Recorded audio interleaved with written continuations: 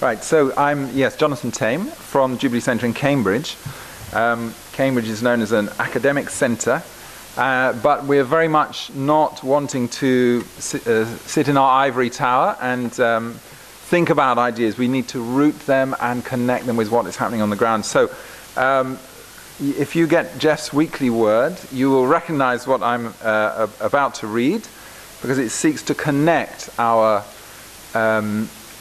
deliberations around the state of the economy with what's happening on the ground. So imagine, if you will, if nearly 2 out of 3 of the young people you knew had virtually no prospect of getting a job for years. Imagine if you began hearing more and more stories of suicides among both adults and young people because of hopelessness and despair. Imagine if the gnawing signs of poverty began creeping into your neighbourhood, with the number of household income levels below the poverty line rising from 5 to 45% in a few years. Imagine in your neighbourhood many people didn't have enough to eat and that malnutrition was actually becoming commonplace. Imagine that your government cut public health spending by a whole quarter and downgraded some hospitals to healthcare centres to reduce government spending, thus limiting capacity to treat adults or children. Imagine that stocks of prescription drugs were dangerously low because pharmaceutical companies hadn't been paid. Imagine if the price of your house had fallen by 1/3 since 2009, and that a quarter of all your friends' mortgages were delinquent, meaning they faced the threat of repossession. And imagine if many of your professional friends were choosing to leave the country, further weakening the core competencies in the economy and in society. I'm a tourist here. I've enjoyed the sights of Greece through the eyes of a tourist, but in fact what we've just described is the other side of Greece and what is happening here and has been happening here over the last 3 or 4 years. How do we think about this Christianly, biblically, in the light of Schumann's vision and the much older vision, the biblical vision for society? The work we have done in Cambridge is very much to seek to connect the Bible with these crucial issues and dilemmas in public life, to gain and understand God's wisdom. And relationships are at the heart of our understanding of that and how to apply it today. So I'm just briefly going to touch on the thinking behind our seminar this afternoon so you'll know what we'll be looking at. The theme of this stream or track is a just, sustainable and relational economy, and I want to just say that if the economy is not relational, it wouldn't be neither just nor sustainable in the long term, and that relationships lie behind all economic and financial transactions. They don't happen in a void. They're always economic actors, but those economic actors are people, or as individuals or as groups. And so a relational economy is one that promotes good and right relationships at every level in society. And indeed that the Bible is a key to that. I just want to read this amazing quote from Robert Kennedy from 1968. Economists, and I'm trained as an economist, we deal with figures and with numbers, and of course GDP is the central statistic or measure that is used for the health of an economy. It's GDP. But what does it really measure? Kennedy said this: it counts air pollution and cigarette advertising and ambulances to clear our highways of carnage. It counts special locks for our doors and the jails for the people who break them. GDP counts the destruction of the redwood and the loss of our natural wonder in chaotic sprawl. It counts napalm and nuclear warheads and armoured cars for the police to fight the riots in our cities. All this goes into GDP. And the television programs which glorify violence to sell toys to our children. Yet, this gross national product does not allow for the health of our children, the quality of their education, or the joy of their play. It does not include the beauty of our poetry or the strength of our marriages, the intelligence of our public debate, or the integrity of our public officials. It measures neither our wit nor our courage, neither our wisdom nor our learning, neither our compassion nor our devotion to our country. It measures everything, in short, except that which makes life worthwhile. An extraordinary expression of that wisdom. And so we seek instead to say, now how can we pursue an understanding of economics and economic activity which makes life worthwhile. And that's really what we're going to be looking at this afternoon. Have I run out of time? You mentioned the paper? The paper. Well, those of you, we gave out last night, we're basically, in our workshop, we're going to be studying and working through and discussing this paper. I've got some more copies, and if you are in the economy track and you don't have a copy of this, come and grab it, and please read it over lunch, because we don't want to spend the whole time reading 6-7 pages. We want to go straight into discussing it. I also have brought with me a whole load of books, because we do try and get our ideas out. There are our Cambridge papers, a book we produced together with ECPF, After Capitalism, Rethinking Economic Relationships. Absolutely key book, thinking of both Michael Schluter and Paul Mills, who is got his PhD on the biblical ban of interest, but he's also a senior economist with the IMF. He's got his foot in both sides of the divide. So do come look at the tables just here with our literature, and hope to engage with you over the lunch break. Thank you. So the request was to talk about solidarity, patriotism and nationalism. I would say that I was rather used to think that in English language there's the word patriotism is not so much in use, and that this is provoking also a very negative approach to nationalism, which is identified also usually with patriotism. This is so this was a good surprise that this distinction was made in the topic of my presentation as it was proposed. But I think that from a biblical point of view, the question is that if St. Paul wrote, there is no Jews, no Greeks. So is there still a place for nation or the fatherland? For a special approach, particular one. We will try to reflect what is the Christian vision of what is the Christian right approach to the category of nation, how we should regard this from ethical point of view, and we will try to make this distinction between nationalism and patriotism.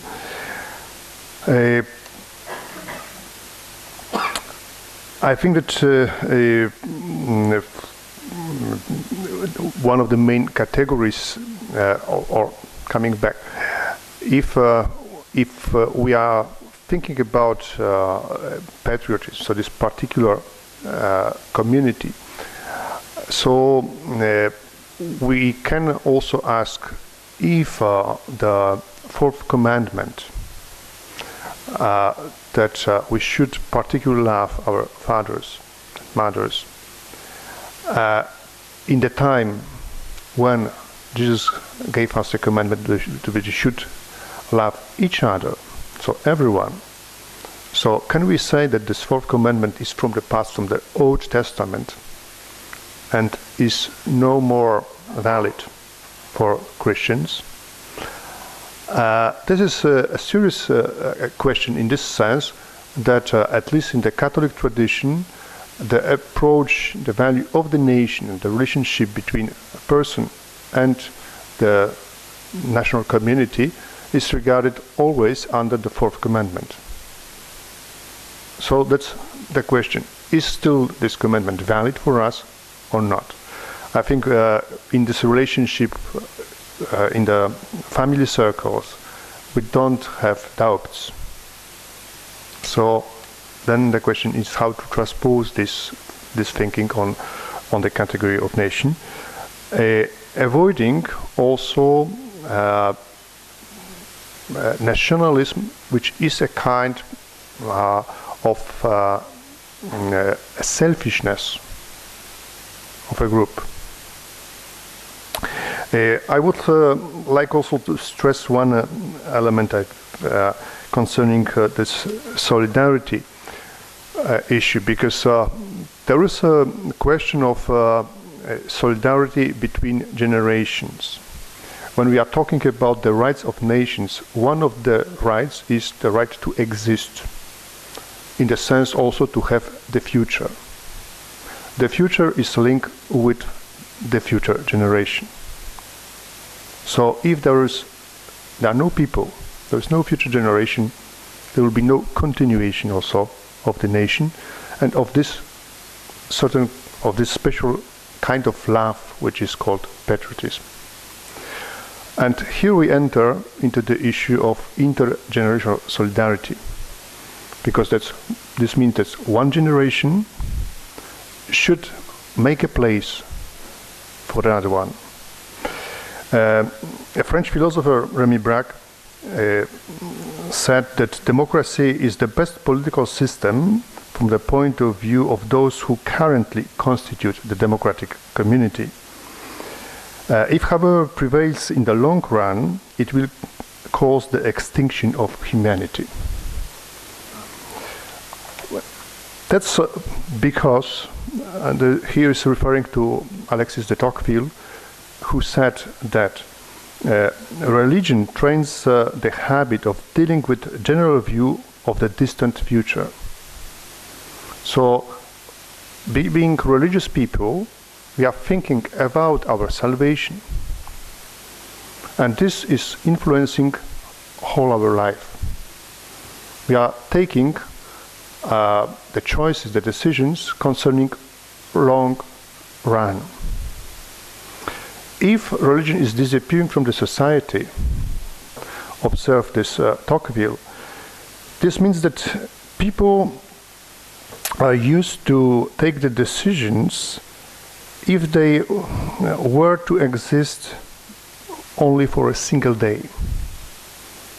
And that's the perspective of democracy, without religion. So that this was the observation in general of Tocqueville, that democracy is possible for a long run only on the base of Christian culture. When the base is disappearing, there is disappearing also democracy as a result. And here, concerning this intergenerational solidarity, there is a question of myopia, so that this is the myopia is a kind of sickness of democratic secular regimes. Being here in Athens, so Aristotle wrote that he observed that art of stagecraft does not create people, but they receive them from nature and only uses them. So the state is not able, the art of governance is not able to produce people. The state is receiving people.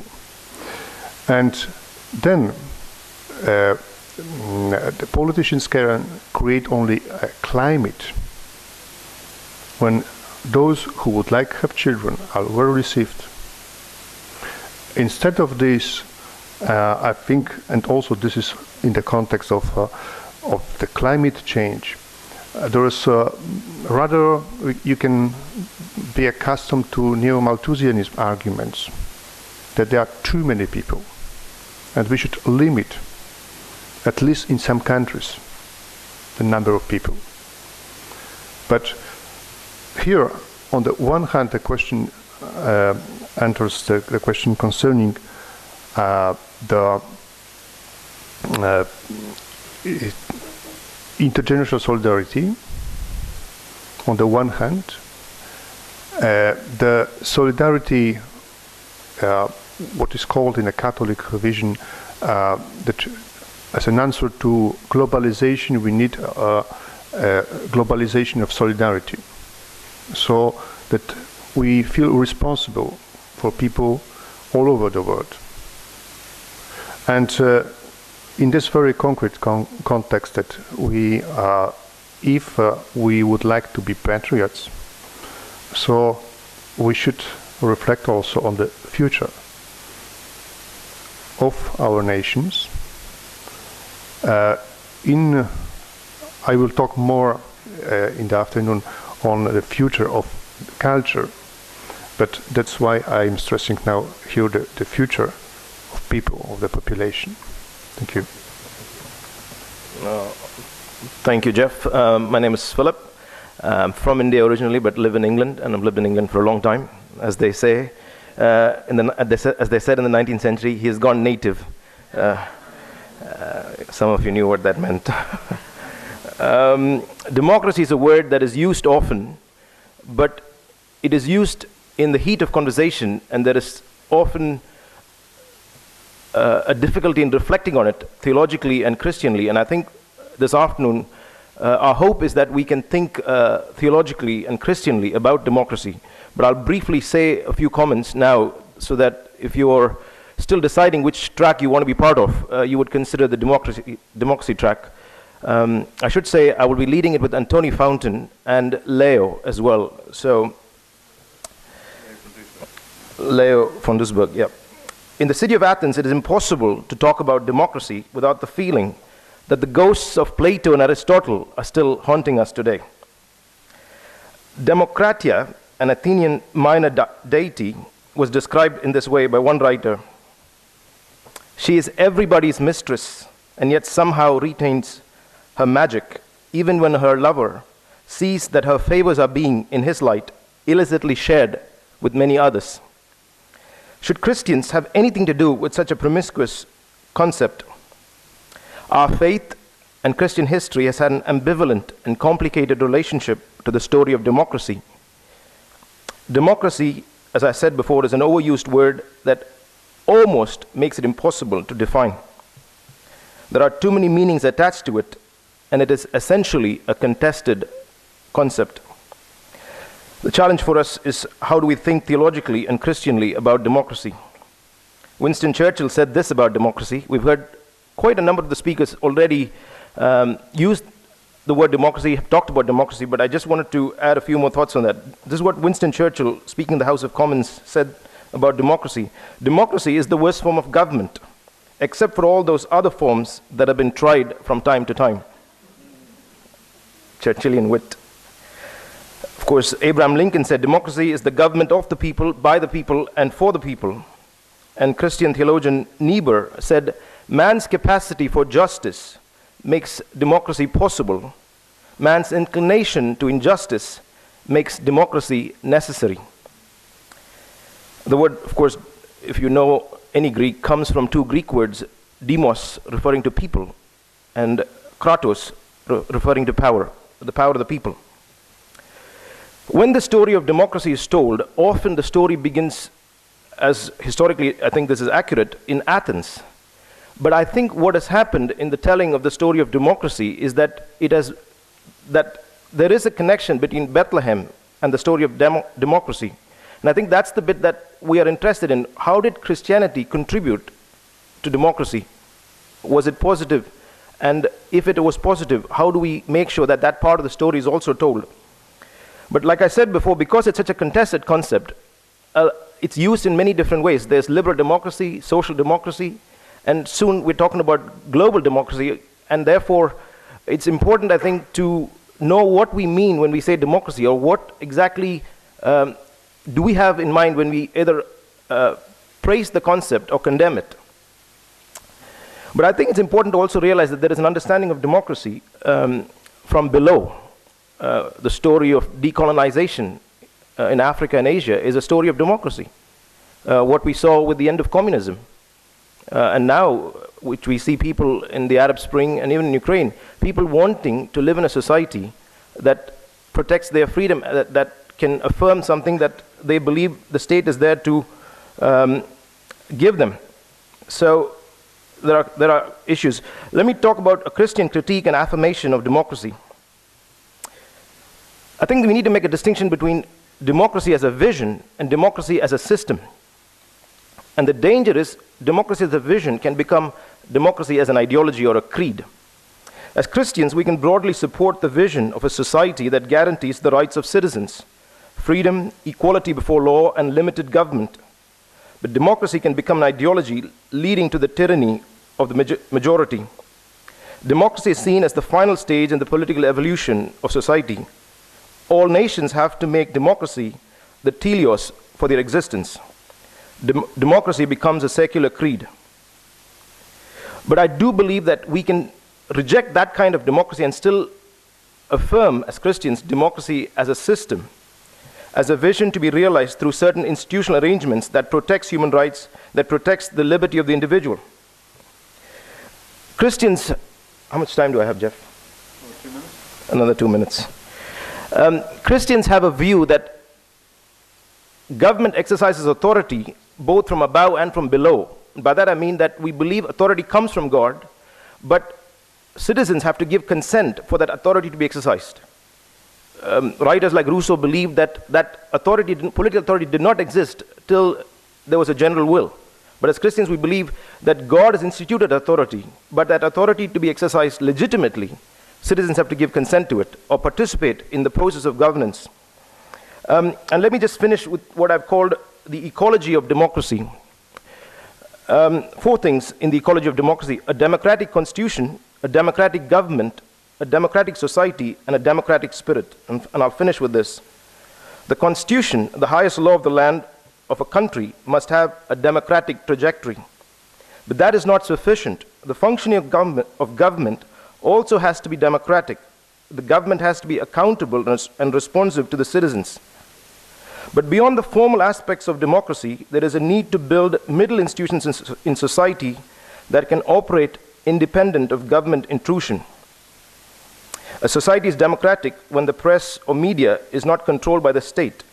Finally, citizens have to have a democratic spirit, and it is here that the church, particularly after the Reformation, played a role in educating and empowering people to stand up to the tyrannical power of illegitimate authority. What is needed is not just limited government, but more active citizenship, or what Rowan Williams called an argumentative democracy.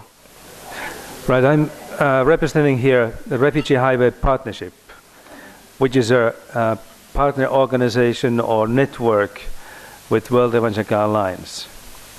It's an evangelical network for those who want to work among refugees and asylum seekers. But we all know that it's not enough to have evangelical bodies. It's not enough to have Catholic organizations. It's not enough to have Orthodox Church involved.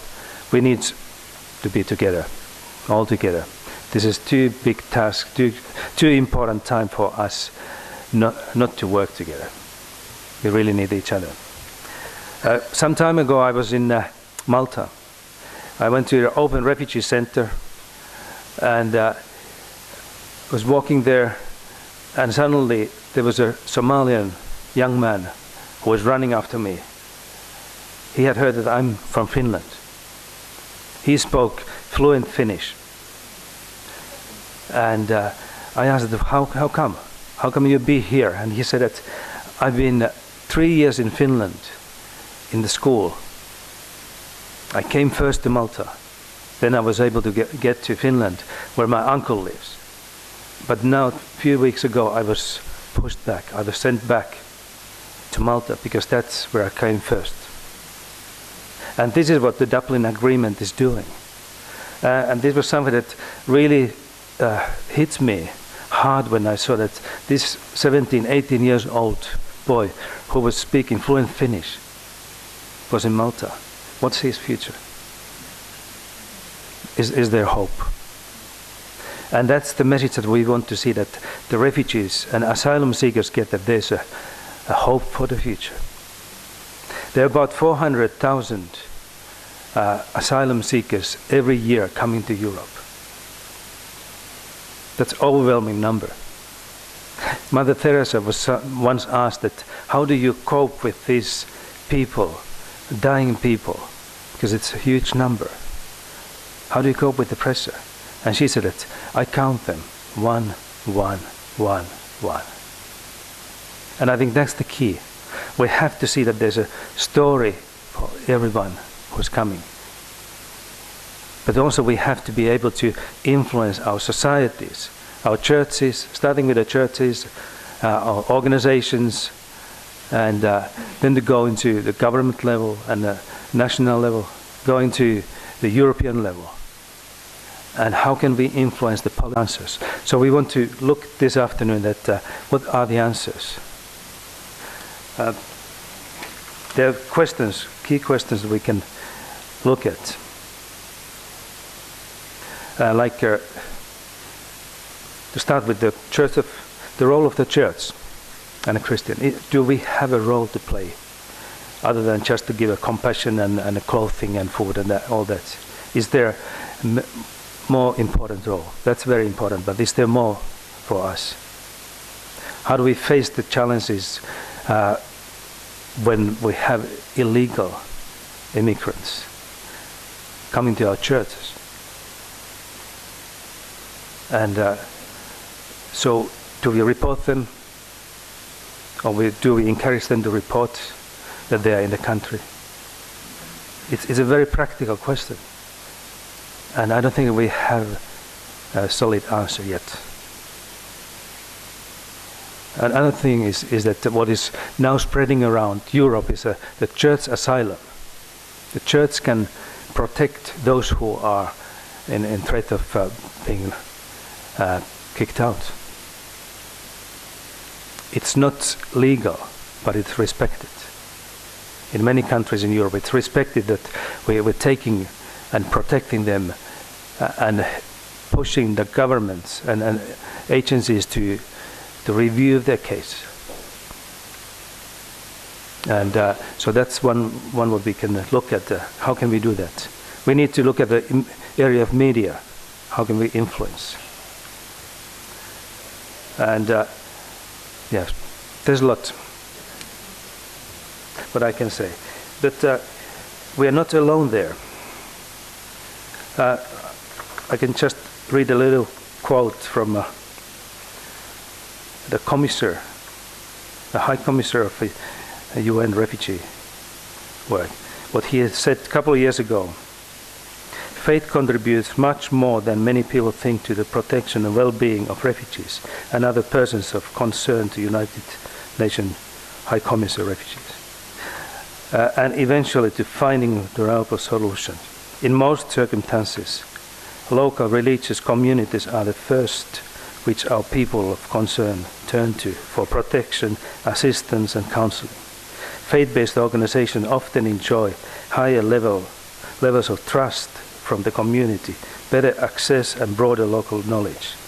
Hello everyone. Yes, I work for the European Evangelical Alliance. I'm here with my colleague Crystal. Give us a wave, Crystal. He's happy. He's not the only black guy in the room. When he works in Brussels, he often is. I know you want your lunch, and so I want to try and keep it short. I want us to take you on a tour of Europe so that we have... lunch will be at 2:45, so... Yeah, you're getting lunch. Reset your alarm on your... But I knew I was the last one in a long morning, so I want to take you on a quick tour of Europe so we have the big picture of freedom of conscience, because you might know very well the problems that you face in your context, not necessarily what someone else does somewhere else. And then just introduce a few ideas, because this afternoon is, what do we do about it? Rather than complain about what's wrong, how do we proactively start changing things? So that's the topic. So click. Oh no, you've already clicked. You already clicked. Yeah. Don't click. Thank you. Okay. In Sweden, if you're a doctor or a nurse, you can't object to being involved in abortion, even though the Council of Europe says there should be medical conscientious objection. In Norway, it was the same situation. Doctors had no conscientious objection. And then a year ago, that changed. Why? Well, you'll have to come this afternoon and you'll find out. Okay. Click. In Spain and Italy, and in many other countries actually, we have a real problem with Islamophobia. That means that mosques are having lots of problems, but it means that other minorities, including the smaller evangelical churches, are having the same problems with buildings, registration, etc. What do we do about it? Well, the Spanish and Italian Evangelical Alliances are not panicking. They're building relationships with the Muslims and seeking to bless them, help them with all sorts of practical issues, as well as sharing Jesus with them. But they're also connecting with the politicians and helping them understand that pluralism is not a bad thing. Okay, don't panic. Pluralism is not a bad thing, and that the Christians are there and the Muslims are there. It is possible to have a variety of church denominations and faiths. But of course, we see Islamophobia growing. We also see anti-Semitism growing. There is a fear of people who are different, and that causes freedom of conscience problems. Click. Thank you. Well, you've heard about Greece already, so as time is short, let me move on. Click. Thank you. Last month, in the Council of Europe Parliamentary Assembly, there was an attempt to introduce a new report on so-called religious sects, cults. Many of you worked with us, the European Evangelical Alliance, and with Care for Europe and others to get this changed. The MP who proposed the report is French, and the French in particular have a passion about sects. The problem is, what's a sect? We could all say what a sect is from a theological point of view. But what is it from a political, sociological point of view?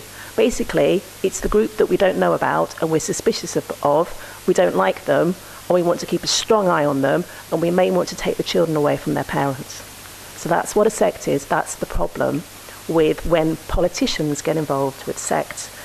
Fortunately, basically the report got totally transformed and shortened, and bits of it didn't pass at all, until it's something that it's, other than the word sect finally being in an official document, it's okay. Well, I can see the written version of it. So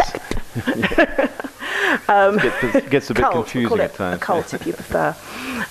The way we worked was teamwork between different Christian groups who could bring different expertise, and David Fieldsend was there in Strasbourg able to meet the MPs and work with them. We worked with other faiths because that was really important too, to have a united and strong front. And just saying stop the report wasn't enough. Sometimes politics doesn't work like that. We had to be able to propose amendments which would neutralise the negative impact of this report. And of course there was loads of prayer. Lots of you were praying and wrote to your MPs, and praise God, the report got changed enough. Great. Click. Belarus. Belarus is the only country that isn't part of the under the European Court of Human Rights. So they particularly have problems. Lukashenko is still pretty much a dictator, and churches and other faiths, they can exist if he lets them. Generally, he lets them, but sometimes he gets involved and there's real problems, and pastors, people can be arrested. It is illegal to have even a small private regular meeting in your home, faith-based meeting. Everything has to be registered. The New Life Church in Minsk, for 12 years now, about once a year, they are, it comes up to the very last minute that they will be evicted from their building. There's a fuss, there's lots of prayer, there's hunger strikes. Western embassies send staff down to the church, and the government backs down. But there is no religious freedom in Belarus. It's much worse than probably any of us here face. Click. So, the Christian Institute is a group that many of us like, admire, and work with. The UK's National Secular Society and Peter Tatchell, who's a gay activist, they're a bit different to the Christian Institute, but what do they have in common? There was something that they did together. They worked together on freedom of conscience and expression.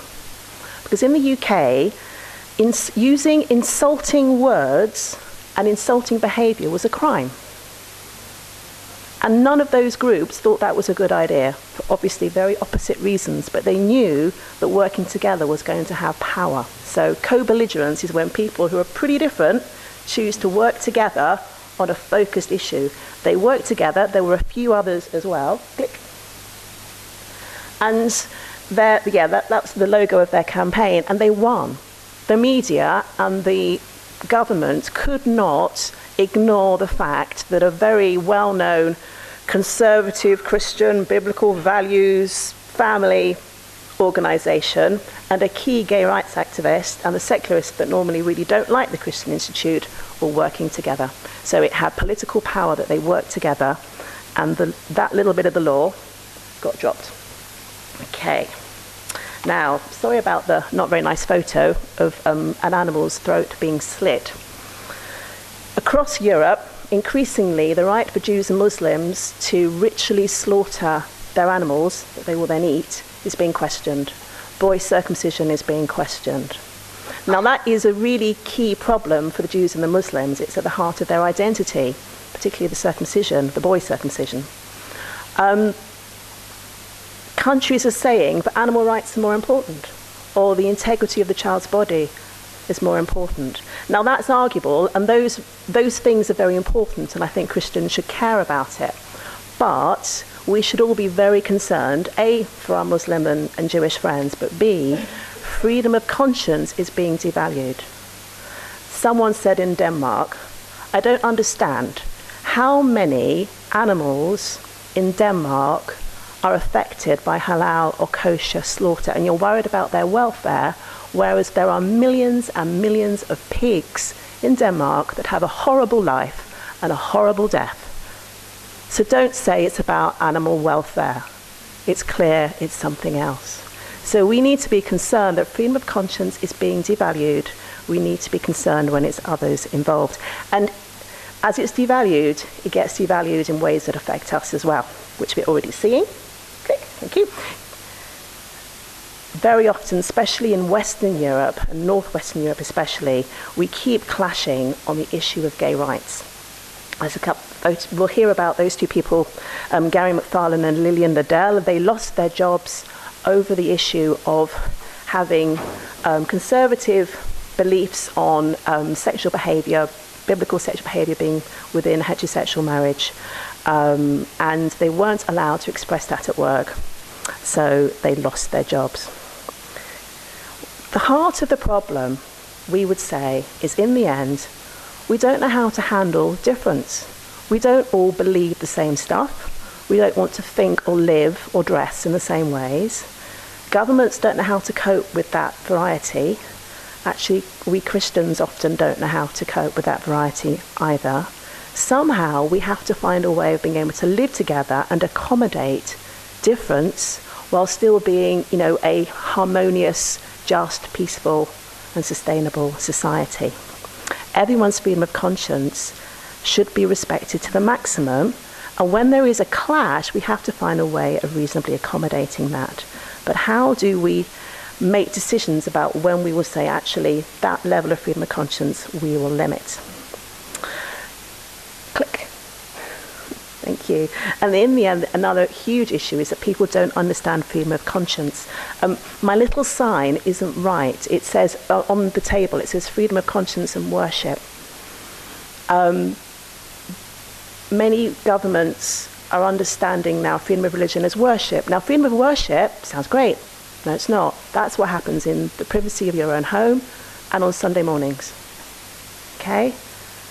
Now, we understand worship is all of life, but no, a civil servant and a policeman understands it's what goes on in the synagogue, the temple, the mosque, the church, or in the privacy of your own home. Freedom of conscience, religion, or belief should be about all of life. So that freedom is being redefined and limited, and people who don't believe in a deity think it has nothing to do with them, which is not true.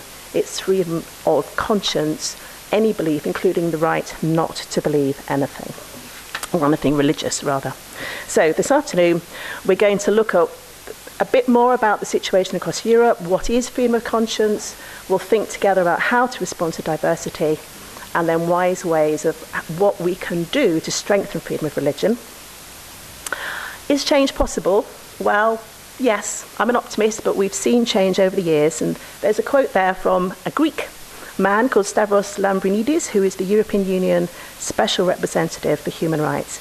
And he said, freedom of religion or belief is one of the toughest challenges for Europe's human rights agenda.